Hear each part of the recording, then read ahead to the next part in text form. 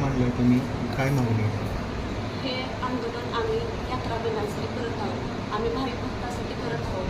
जे श्री क्षेत्र आई तुळजापुरीचं नारी शक्ती म्हणून प्रतीक ओळखलं जातं, तिथे आमच्या सर्व महिलांचा अपमान होत आहे. गेल्या 1 महिन्यापूर्वी आम्ही CO साहेबांकडे आलो होतो निवेदन देण्यासाठी, तर ते तेव्हा सुद्धा गैरहजर होते. आणि 1 महिन्यानंतर आम्ही त्यांना पूर्वसूचना देऊन सुद्धा ते सुद्धा आज पण सुद्धा गैरहजर आहेत. आणि गेले 11 वाजल्यापासून आता वाजलेत आहेत 3 वाजेपर्यंत आम्ही ते बसलो आहेत, पण त्यांचा काही पत्ता नाही आहे. तर आम्ही हे आंदोलन असेच चालू ठेवू जोपर्यंत त्यांनी आमच्या ह्या आंदोलनात दखल घेणार नाही तोपर्यंत आम्ही इथून उठणारच नाही. कोणत्या मागणीसाठी ठीक आहे तुमचं?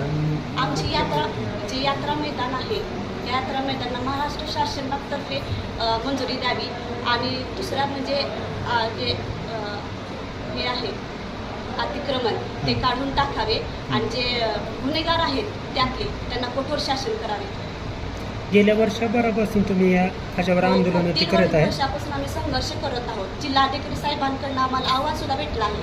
ते अहवाल आम्ही त्यांना दाखवला सुद्धा, पण त्यांनी त्याच्यात काही दखल घेतली नाही, आम्हाला प्रतिसाद दिला नाही.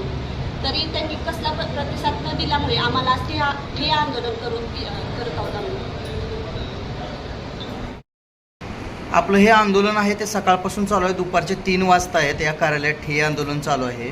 साहेबांकडून आपणाला कसल्याही प्रकारचा प्रतिसाद मिळाला नाही असं दिसून येत आहे. हे आंदोलन आणखीन किती वेळ चालणार आहे? हे आंदोलन आता जोपर्यंत ते आमची दखल घेत नाही तोपर्यंत आम्ही काही इथून जाणार नाही. आणि याच्या आज जर ते मुख्याधिकारी साहेब जरा आम्हाला भेटायला आले नाही, आज ते गैरहजर आहेत. आम्ही 11 वाजल्यापासून सर्व महिला घरची सर्व कामं सोडून सगळे घरातलं सगळं सोडून इथं आलेलो आहोत. का तर भाविकांसाठी यात्रा मैदान कार पार्किंग जे आहे ते खुलं व्हावं, भाविकांच्या सेवेत ते खुलं व्हावं म्हणून इथं आलेलो आहोत महिला सर्व. जर कार्यालय बंद होईपर्यंत ते आलेच नाहीत तर संध्याकाळी आपण मुक्कामी तेच करणार आहेत का? हो, आम्ही आज त्यांनी जोपर्यंत आमची दखल घेत नाही तोपर्यंत आम्ही इथून कुणीही महिला घरी जाणार नाही, इथून हलणार नाही. आणि आज जर आमची दखल घेतली नाही तर यापेक्षा तीव्र आंदोलन करण्याचा आम्ही इशारा देतो.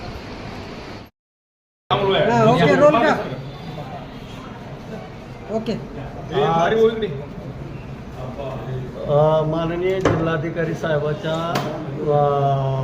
व्यवस्थापनेखाली 7 उपजिल्हाधिकाऱ्याची कमिटीने अहवाल 30/4/2026 रोजी माननीय मुख्याधिकारी यांच्याकडे सुपूर्द केला होता. 52-53 नुसार कारवाई करावी आणि 420चे गुन्हे दाखल करावे, अतिक्रमण काढावं. 30/4/2026 नंतर आम्ही आमच्या भगिनी नगरसेविका सौ प्रगती किरण लोंढे कदम यांनी 23 तारखेला महिलांनी निवेदन दिलं होतं शिवसाहेबाला की आम्ही तुम्हाला 1 महिन्याची मुदत देतो, जो 52-53 नुसार अतिक्रमण काढून अनधिकृत करणाऱ्यावर 420चे गुन्हे दाखल करावे. अजून शिवसाहेबांनी पहिल्यांदा 1 महिना आणि ही 1 महिना टाईम पिरियडही देऊन शिवसाहेब एखादा हल्या कसा पाण्यात बसतो तसा पाण्यात बसलेला आहे शिव. आज तगायतपर्यंत एका नगरसेविका ताईचं महिन्याखाली पत्र आलं असता त्या पत्राला 0 मात्र उत्तर दिलं नाही. सकाळी आमदार रोहित पवार यांनी बोलल्यानंतर नगरपालिकेचे कर्मचारी पत्र घेऊन आले. म्हणजे महिला ठिय्या आंदोलनाला निघाले असताना ह्या नगरपालिकेला जाग आली. हे नगरपालिका बेशरम नाही, गो खाण्याच्या लायकीचे तुळजापूरच्या नगरपालिकेतले शिव आणि त्याची टीम राहिलेली. फक्त त्यांना पैसा आणि पैशातून आपल्या घराची उन्नती.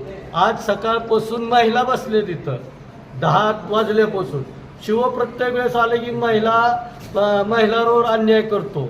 आज महाराष्ट्रात महिलांना एवढा मान सन्मान असताना, तुळजापूरमध्ये तुळजाभवानी असताना जर महिलेचा मान सन्मान होत नसेल तर माननीय जिल्हाधिकारी हा डेंगळे पाटील नगर विकास खात्याचा शिववर काय कारवाई आत्ता तात्काळ करणार? आणि शिववर जर नाही तात्काळ कारवाई केली तर सोमवारी सकाळी 9:30 वाजल्यापासून महिला आणि पुरुषाचं ठिय्या आंदोलन अजून नगरपालिकेत होणार. जोपर्यंत शिववर पूर्ण निलंबनाची कारवाई आणि शिववर पहिला गुन्हा दाखल झाला पाहिजे. आता यात्रा मैदानाचा 2 दिवस विषय आम्ही लांब ठेवतो, पण आमच्या माता भगिनी सकाळी 10 वाजल्यापासून जर त्याच्या दालनात उपस्थित असतील तर बेशरमासारखी नीच अवलाद ह्या रणदिवेची आज साधं महिलाकडे बघण्याची किंवा त्याला सदैल बायको बहीण असेल, आपल्या पत्नीला आणि बहिणीला असाच वागवतो का शिव? ही माझा सवाल आहे त्या शिवला.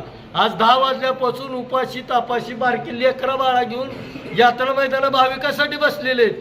तर ह्या नगरपालिकेतल्या एका बी कर्मचाऱ्याची एक उणीव झाली नाही आणि पत्र घेऊन येतात कवा 2 महिन्याखालचं.